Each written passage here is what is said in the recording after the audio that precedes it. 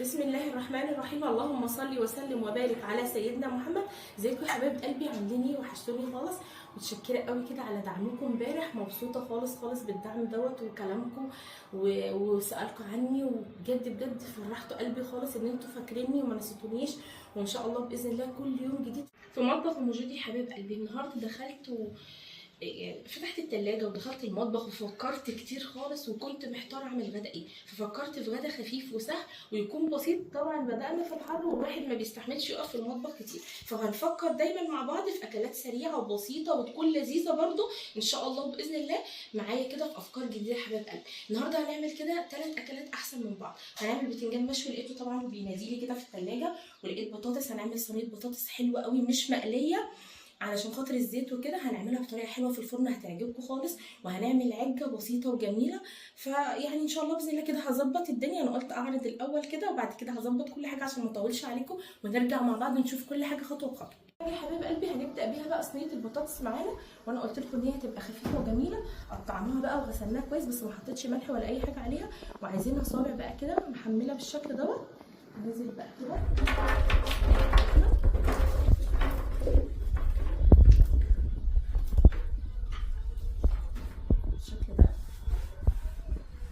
معانا بقى هريسه شطه. طبعا كلنا عارفين اللي هو الفلفل الحراق واللي بيبقى البارد بنعمله في الكب على بعضه كده، بنحط عليه ملح وبنشيله ان شاء الله باذن الله نعمله معاه. نشيله في الفريزر بقى معلقتين كبار. معايا 3 فصوص توم، مش هنكتر توم. معايا 3 معالق زيت، وهنقول مثلا معلقه ملح حلو كده كمان.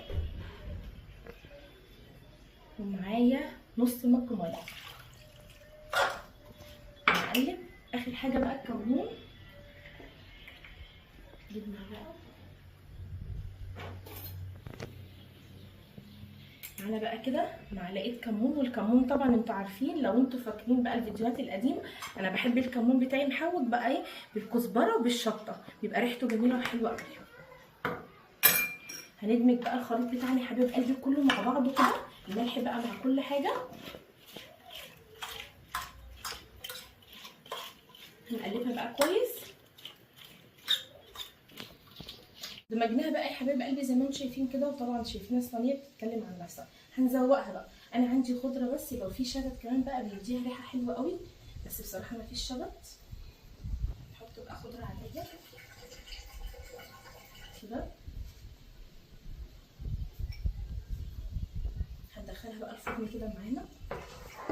هندخلها بقى الفرن يا حبايب قلبي كده 10 دقايق بالظبط، وهنشم الريحه بتاعتها. ممكن نديها تقليبه وهي في الفرن عشان خاطر ندمج كمان بقى ايه التتبيله بتاعتها من فوق لتحت كده، وبتبقى ريحتها وطعمها حلو ان شاء الله.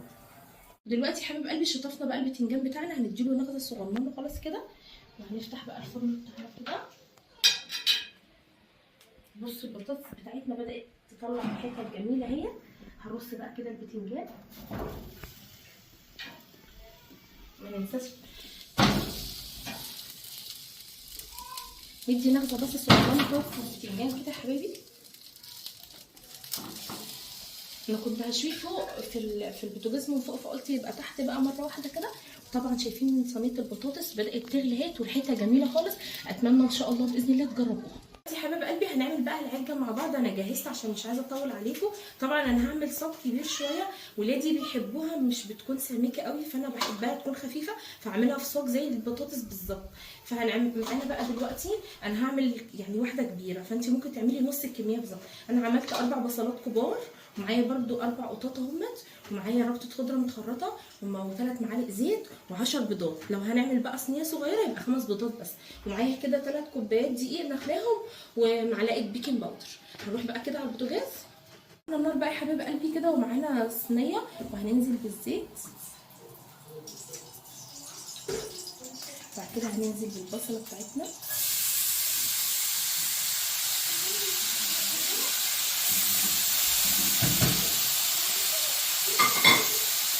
هندبلها بقى كويس خالص كده مع بعض كده. حبايب قلبي صينيه البطاطس بتاعتها زي ما انتم شايفين، وريحتها فظيعه وطعمها جميل، وطبعا نظبط الملح بتاعنا، واديتها تقليبه واحده بس عشان خاطر تظبط كده. هنطلعها بقى كده عشان تاخد لون هنا الشبكه. ندي بقى تقليبه للبتنجان بتاعنا، واول البتنجان ما يطلع كده من النار هنحطه في كيس بلاستيك ونسيبه شويه عشان يبقى سهل في التقشير. زي ما انتم شايفين كرملنا بقى البصله بتاعتنا، مش بناخدها مش بتاخد لون جامد ولا حاجه، زي ما انتم شايفين كده بنكرملها كده. وبعد كده بنعمل بقى بالقطه بتاعتنا اللي مقطعينها حتت صغيره خالص. وطبعا انا عامله صف كبير، لو انتوا هتعملوا بقى حاجه صغيره يبقى نص الكميه بقى دي كلها. هناخد بقى كده تقليبه حلوه، وهننزل بقى برشه ملح، رشه كمون بقى اللي هو المحوج دوت، وناخد رشه ملح ونديها تقليبه بقى ونسيبها 10 دقايق بالظبط مع بعض. قلبي زي ما احنا شايفين كده سيبناها 10 دقايق بس مع بعض. دمجنا بقى كده البصل مع القوطه زي ما انتم شايفين كده، وظبطت الملح بتاعي طبعا لازم يدوب معايا بقى كده. قرن فلفل عادي ما لقيتش حداق فحلو خلاص، اللي طبعا بيحبها سبايسي كده يبقى يحط قرنين ولا حاجه حرقين. هنديها تقليبه واحده بس كده، وبعد كده هنطفي. اخر حاجه معانا هي الخضره، وطبعا الخضره بنحطها بعد ما بنطفي عشان مش عايزينها تدبل مع بعض بقى كده خطوه.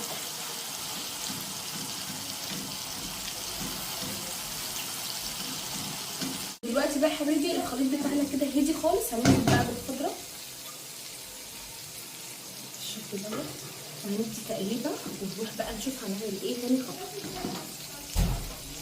حبايب قلبي احنا خلصنا اهم حاجه في العجه بتاعتنا وهو الصينيه دي اهم حاجه، دي هي اساس العجه. هروح بقى دلوقتي هنعمل طبعا اختبار للبيض، احنا بدأنا في الحر فمش هينفع ان احنا نكسر بيضه مثلا ونكون مكسرين تاني فنبوظ الدنيا كلها. هنعمل بقى اختبار كده، اختبار بقى كده ال10 بيضات بتوعنا. دمجنا بقى الخليط كله يا حبايب قلبي زي ما انتم شايفين كده. انا ما خدتش الدقيق كله، انا خدت يعتبر كوبايتين وربع كده. وطبعا السمك زي ما انتم شايفينه لا هي تقيله ولا خفيفه. حاطه الصينيه بتاعتي في الفرن، هنزل بقى بالخليط دلوقتي معاكم. حبايب قلبي انا حاطه الصاج بتاعنا بقى عشان يسخن، عشان طبعا انتوا عارفين العجه لازم تكون حاجه، وحاطه له بس خيط زيت خفيف. الخليط بتاعنا بقى تمام اهوت. هننزل بقى الخليط بتاعنا كده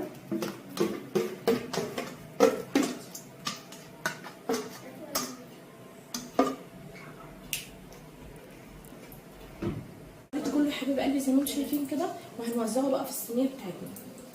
هنوزع بقى كده تساوي كده زي ما احنا شايفين، وهندخلها بقى الفرن زي الكيكه بالظبط، ومش هنعلي برده الدرجه، هنخليها على 160 وهنشوفها ان شاء الله باذن الله في النهايه. دخلناها بقى كده على رف اوسط يا حبايب قلبي 160 الدرجه بتاعتنا، مش هنعلي عن كده. ونقفل بقى الفرن بتاعنا ونشوف النهايه. الفرن بقى يا حبايب قلبي وده شكل البطاطس بتاعتنا زي ما انتم شايفين، خطيره والريحه روعه وجميله وخفيفه. انا بقى البيض بتاعنا كله يا حبايب قلبي طبعا ايه خدناه واحده واحده، اهم حاجه عشان ممكن نبوظ الدنيا كلها. هنضرب البيض بتاعنا كده بقى برشه فلفل، رشه واحده بس يعني نقول كده ربع معلقه، ورشه ملح، وما ننساش ان احنا حاطين ملح قبل كده. ونضرب بقى البيض كويس كده. بعد كده هننزل بقى الخليط اللي احنا عاملينه دوت كده، ننزل بقى كل اللي في الصينيه كده.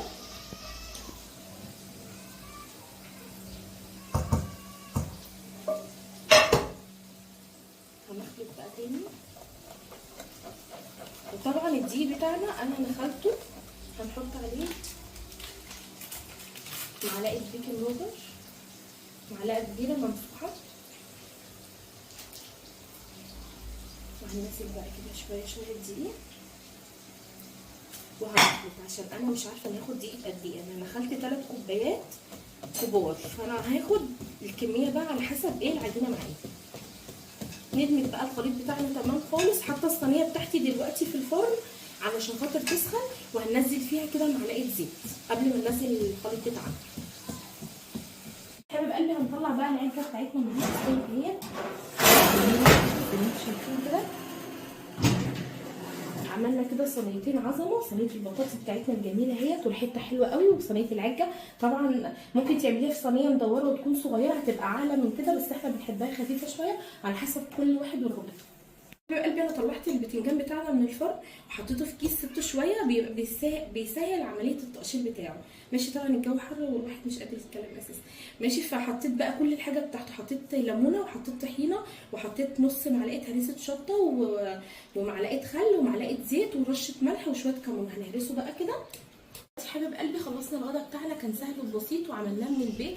طبعا احنا قلنا النهارده ان شاء الله باذن الله مش هنشتري حاجه من بره خالص، عملناه كله من البيت. كان بتنجان عندنا والبطاطس، عملنا صينيه بطاطس طعمها حلو قوي، ان شاء الله باذن الله تجربوها. طعمها حلو يعني كانها مقليه بالظبط ومش واخدين زيت غير معلقتين اتنين. وطبعا عملنا البتنجان مع بعض خطوه بخطوه وطعمه جميل قوي، وطبعا لما تحطيه في الكيس بيسهل عليكي عمليه تقشيره. وعملنا العجه بتاعتنا خفيفه وجميله، انا بحبها في السمك دوت. لو عايزاها تكون يعني عاليه شويه تحط الصينيه اصغر. ومعانا بقى شويه حاجات كده سهله وبسيطه. قالوا لي حبايب قلبي فيديوهات جديده في مطبخ ام جودي وافكار جديده، وان شاء الله باذن الله هنوفر مع بعض وهنعمل حاجات جميله وان شاء الله باذن الله في الايام اللي جايه. كل اللي انا بتمناه منكم ان انتوا تدعموني بلايك واشتراكات جديده حبايب قلبي. لو انتوا حابين تشوفوني ان شاء الله باذن الله كل اللي بتمناه الدعم بس منكم. وكان غدانا سهل وبسيط، وان شاء الله باذن الله اشوفكم على خير. باي.